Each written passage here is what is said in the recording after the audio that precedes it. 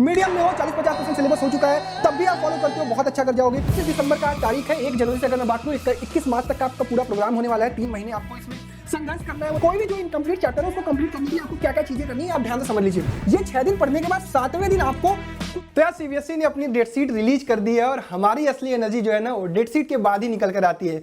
अब हमें लगता है कि अब एक मैं बेहतरीन स्ट्रेटजी बनाऊंगा और उस पर स्टिक करूंगा और वो जो हमारा टारगेट है 95%, 98% उसको अचीव करूंगा।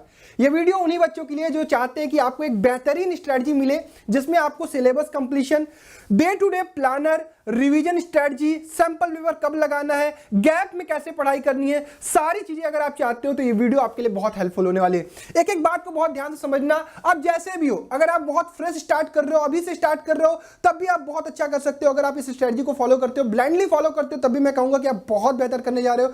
मीडियम में हो 40-50% सिलेबस हो चुका है, तब भी आप फॉलो करते हो बहुत अच्छा कर जाओगे। और अगर आपने बहुत अच्छा कर चुका है, रिवीजन कैसे करने हैं, सैंपल पेपर कब लगाने हैं, वो सारी चीजें आपको इस वीडियो में बताई जाएगी। तो मेक श्योर यार एक लाइक आपका जरूर चाहिए मुझे। और अगर आपको ये स्ट्रेटजी पसंद आए तो अपने दोस्तों के साथ शेयर करिएगा। सभी लोगों को अच्छा करना है, सभी लोगों को अपने बोर्ड एग्जामिनेशन में बहुत अच्छा स्कोर करना है।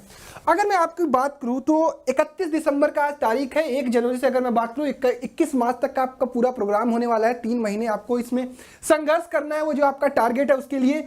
और आपकी एग्जामिनेशन जो स्टार्ट हो रही है वो 27 फरवरी से स्टार्ट हो रही है। तो ये बहुत अच्छी बात निकल कर आई कि जो 15 फरवरी से स्टार्ट होना था आपको थोड़ा सा और गैप मिल गया है। अब वो आपका मेन एग्जामिनेशन जो 27 फरवरी को इंग्लिश का है, वो पहला एग्जामिनेशन में आपको गैप बहुत अच्छा मिल गया है।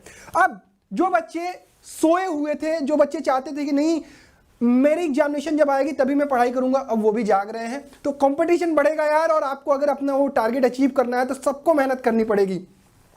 सब कुछ मैं बताऊंगा, लेकिन मैं सबसे पहले जानना चाहता हूं कि यार आप किस टाइप के स्टूडेंट हो। टाइप ए वो वाले बच्चे जो बिल्कुल फ्रेश स्टार्ट कर रहे हैं, यार अभी से स्टार्ट कर रहे हैं, उनका सिलेबस 0 या 10% या 20% हुआ है। मीडियम में जो पढ़ाई कर रहे थे, नवंबर दिसंबर से चीजों को स्टार्ट कर चुके थे, 40 to 60% सिलेबस हो चुका है। टाइप सी वो वाले बच्चे जिन्होंने बहुत अच्छा कर रखा है, अब उन्हें सैंपल पेपर, पीवाईक्यूज और आखिरी में बस रिवीजन करना है। कमेंट करके जरूर मुझे बताइएगा, इससे मुझे आइडिया लगता है कि आपके लिए और कैसी चीजें लेकर आनी चाहिए, किन टाइप के बच्चों के लिए। और सभी बच्चों के लिए सब कुछ मैं बताने वाला हूं। चलिए स्टार्ट करते हैं अपने इस वीडियो को। प्यारे बच्चों, सबसे पहले हम जान लेते हैं कि आपका जो कंप्लीट सिलेबस है वो किस प्रकार से होने वाला है।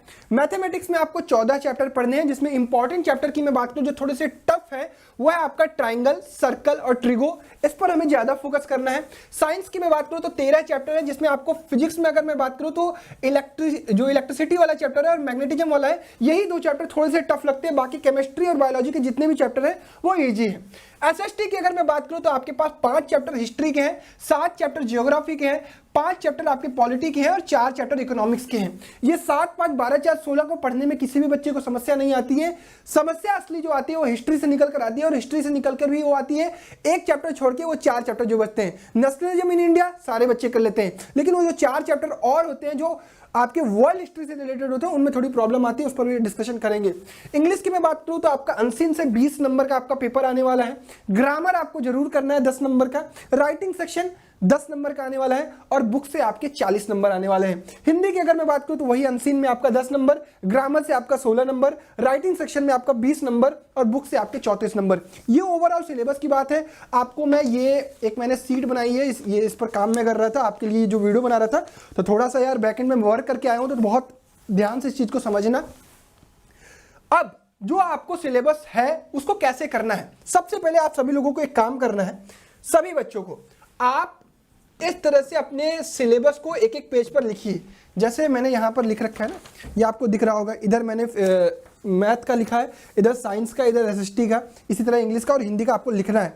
और लिखने के बाद आपको उसमें लिखना है कि क्या आपका कंप्लीटेड है और क्या आपका इनकम्प्लीटेड है हर एक चैप्टर के लिए। इससे आपको आइडिया लगेगा कि अभी शुरुआत में जो टाइम है उसमें आपको फोकस करना है जो आपका इनकम्प्लीटेड है। हर एक बच्चा जैसे 0 to 20% वाला सब चीज स्टार्ट करेगा, 40 to 60% वाला सबसे पहले पता करेगा उसका क्या क्या इनकम्प्लीट है, उस पर फोकस करना स्टार्ट करेगा। जिनका 80 to 90% सिलेबस बचा हुआ है उन्हें यह पता करना है कि कौन से चैप्टर अभी मेरे वीक रह गए हैं, उन पर ज्यादा फोकस करना है। तो स्टार्टिंग डेज में वही काम करना है, क्योंकि स्टार्टिंग डेज में आपके पास प्रॉपर टाइम है, आप मेहनत कर सकते हो। ये काम कर लिया, अब आगे बढ़ते हैं। कोई भी जो इनकम्प्लीट चैप्टर है उसको कंप्लीट करने के लिए आपको क्या क्या चीजें करनी है आप ध्यान से समझ लीजिए। अगर मैं बात करूं मैथमेटिक्स की, तो हर चैप्टर को अंडरस्टैंड करने के लिए आपको यूट्यूब पर वीडियो लेक्चर्स मिल जाएंगे, क्योंकि अब आप स्कूल नहीं जा रहे होगे तो आपको यूट्यूब से सारी चीजें मिल जाएंगी। वीडियो लेक्चर कहीं से भी देखो जिसका भी आपको पसंद है। उसके बाद अपनी एनसीईआरटी उठाओ, उसके एग्जाम्पल्स और जितने भी एक्सरसाइजेज है सारे कंप्लीट करो, और फिर उसके बाद पीवाईक्यूज लगाओ। अगर आपके पास और टाइम मिलता है, उस चैप्टर को और अच्छा करना चाहते हो, तो एग्जाम्पलर वाली जो किताब होगी उससे कर लेना। साइंस और एसएसटी के लिए सेम चीज आपको फॉलो करना है। कोई भी चैप्टर अंडरस्टैंड करने के लिए आपको वीडियो लेक्चर देखने, उसके बाद आपको एनसीईआरटी जरूर रीड करनी है, लाइन बाय लाइन रीड करनी है, और कहीं से भी नोट्स किसी भी भैया दीदी का आपको अगर मिल चुका है उस नोट्स को यूज करिए, बहुत बढ़िया तरीके से यूटिलाइज करिए। ध्यान ये रखिएगा कि एसएसटी और साइंस में आपको आंसर राइटिंग की प्रैक्टिस जरूर करनी है। नहीं करोगे, आंसर्स नहीं लिख पाओगे एग्जाम में, ये आपको बहुत ज्यादा दिक्कत फेस करने को मिलेगी। उसके बाद प्रीवियस ईयर क्वेश्चन जो लगातार पूछे गए हैं उस पर आपका कमांड बढ़ जाना चाहिए, उसकी राइटिंग प्रैक्टिस कर करके उसको याद कर लीजिए। रही बात इंग्लिश और हिंदी की, इसको छोड़ना नहीं है, क्योंकि आपका परसेंटेज जो बनने वाला है इनसे भी बनने वाला है। स्टोरी रीडिंग स्टार्ट कर दीजिए। किसी भी चैप्टर को अंडरस्टैंड करने के लिए पहले यूट्यूब पर छोटी सी समरी देख लीजिए, उसके बाद अपनी एनसीईआरटी की रीडिंग स्टार्ट कर दीजिए। और ग्रामर और राइटिंग पे कोई भी कमांड बढ़ाने के लिए आपको क्या करना है, जो टॉपिक आप ग्रामर का पढ़ना चाहते हो उसको यूट्यूब पर सर्च करो, अच्छे से पढ़ो, कुछ क्वेश्चन प्रैक्टिस करो, ग्रामर का वो चैप्टर डन। सिमिलरली आपको राइटिंग सेक्शन में 3-4 टॉपिक आने वाले हैं। मैं अगर बात करूं हिंदी की, मैं बात करूं तो हिंदी में आपका आने वाला है अनुच्छेद लेखन, पत्र, स्ववृत्त लेखन, ईमेल, विज्ञापन और संदेश। इंग्लिश की मैं बात करूं तो लेटर और एनालिटिकल पैराग्राफ आपको यूट्यूब पर कहीं ना कहीं मिल जाएगा। पिछले साल हिंदी की भी मैंने वीडियोस डाली थी, इस साल भी पेपर जब आपके पास आएंगे तो वो भी डाल दूंगा। तो इस प्रकार से आपको अपना सिलेबस कंप्लीट करना है। अब आगे बात करते हैं कि आपको डेली पढ़ाई कितनी घंटे करनी है। देखिए, अब आपके छुट्टी हो चुके हैं, एक 45 डेज का टाइम टेबल मैंने बनाया था, उस टाइम टेबल की वीडियोज को जाकर देखो। बहुत अच्छे तरीके से बताया कि किस प्रकार से आप अपने पूरे दिन को यूटिलाइज कर सकते हो। आप अगर देखोगे तो टाइम निकाल पाओगे, सोने का 8 घंटा, 10 घंटा पढ़ने का निकाल सकते हो बहुत अच्छे तरीके से, और इसमें इंटरटेनमेंट भी आप ढूंढ सकते हो 6 घंटे। उस टाइम टेबल की वीडियो को देखना, सारी चीजें आपको समझ में आ जाएंगी। सब्जेक्ट कॉम्बिनेशन में आपको आगे बताऊंगा किस प्रकार से आप डेली काम करने वाले हो, डेली शेड्यूल क्या होने है। सब्जेक्ट कॉम्बिनेशन आप यहां पर देख लो। अगर आप डेली पढ़ाई करते हो तो कुछ इस प्रकार से आप 3 या 4 सब्जेक्ट को रोटेट करके चला सकते हो। जैसे एक दिन आप बायो, फिजिक्स, इंग्लिश और एसएसटी करो, और दूसरे दिन आप क्या करो, मैथ, केमिस्ट्री, हिंदी और एसएसटी करो। एसएसटी का सिलेबस थोड़ा ब्रॉड है, इसलिए मैंने एसएसटी को अब दोनों ही दिन डाल दिया है कि आप पर डे एसएसटी का एक चैप्टर, मतलब कि जो भी चीजें कर रहे हो उसको पर डे करो, क्योंकि थोड़ा टाइम ज्यादा लगेगा, क्योंकि नंबर ऑफ चैप्टर्स उसमें ज्यादा है। अब आइए आते हैं उस चीज पर जो आपको इंतजार था कि किस प्रकार से हमारा पूरा स्ट्रेटजी होगा, किस प्रकार से हम काम करेंगे पूरे 1 जनवरी से लेकर 27 फरवरी तक, उसके बाद 21 मार्च तक जो गैप्स में एग्जामिनेशन होने वाले हैं उसमें। देखिए, मेरे अकॉर्डिंग आपको क्या करना चाहिए, ये जो 3 पेपर है एसएसटी, हिंदी और मैथ, ये सबसे लास्ट में है, ये तीनों 15 मार्च के बाद है। आपका स्टार्टिंग में फोकस क्या होना चाहिए, एसएसटी, मैथ और हिंदी का जो सिलेबस है उसको कोशिश करिए कि 1, 2, 3 ये 4 हफ्ते, मतलब जनवरी में आपका टारगेट क्या होना चाहिए कि ये जो 4 हफ्ते स्टार्टिंग की जनवरी है इनमें ज्यादा फोकस आपको एसएसटी, हिंदी और मैथ पर करना है। इंग्लिश और साइंस छोड़नी नहीं है, लेकिन इंग्लिश और साइंस पर आपको इसमें फोकस कम रखना है। इसको आप थोड़ा सा स्लो रखोगे, क्योंकि इस पर हम अपन फोकस ज्यादा करेंगे कब, ये फरवरी वाले मंथ में। तो ये जो स्टार्टिंग के 4 हफ्ते हैं, अब यहाँ पे देख रहे होगे कि मैं 6 दिन के बाद 1 दिन का गैप दिया हूँ। जो भी चीज आप इस 6 दिन में पढ़ाई करोगे, एसएसटी, मैथ और हिंदी के जो भी चैप्टर, सपोज करता हूं एसएसटी के आपने 2 चैप्टर इस वीक में कंप्लीट किए, 2 चैप्टर मैथ के कंप्लीट किए और 3 चैप्टर हिंदी के कंप्लीट किए। ये 6 दिन पढ़ने के बाद 7वें दिन आपको कुछ भी नया नहीं पढ़ना है, आपको वही 6 दिन में जो आपने चीजें पढ़ी है उसको रिवाइज करना है, क्योंकि revision is the most important thing. नहीं तो आप भूलने लगोगे। जब आप इस 4थे वीक में पहुंचोगे और यहाँ वाली चीज भूलोगे, फिर आपको यहाँ पर बहुत अच्छे तरीके से पढ़ने में उतना टाइम नहीं मिल पाएगा। तो ये ध्यान रखना है, 6 दिन पढ़ना है, उसके बाद 7वें दिन आपको उस चीज को रिवाइज करना है। फोकस स्टार्टिंग में किस चीज पर रहेगा, एसएसटी, मैथ और हिंदी में। चैप्टर आप अपने तरीके से डिवाइड कर सकते हो, किस प्रकार से कितना घंटा देना है वो आप अपने तरीके से कर सकते हो। स्टार्टिंग में ये काम करने के बाद ये वाला वीक जो है 29 फरवरी से लेकर 10 तक, यहां पर आपको साइंस और इंग्लिश पर ज्यादा फोकस करना है, और ये जो 3 सब्जेक्ट है इन पर फोकस ड्रॉप डाउन कर देना है। और देखोगे कि आपका सिलेबस 10 फरवरी तक आराम से सब कुछ खत्म हो चुका होगा। अगर आप फ्रेशली यहां से स्टार्ट करते हो तब भी खत्म हो जाएगा। अगर आप और अच्छा कर चुके हो, 40 to 60% कर चुके हो, तो आप देखोगे कि आपका सिलेबस 3 फरवरी तक खत्म हो चुका होगा।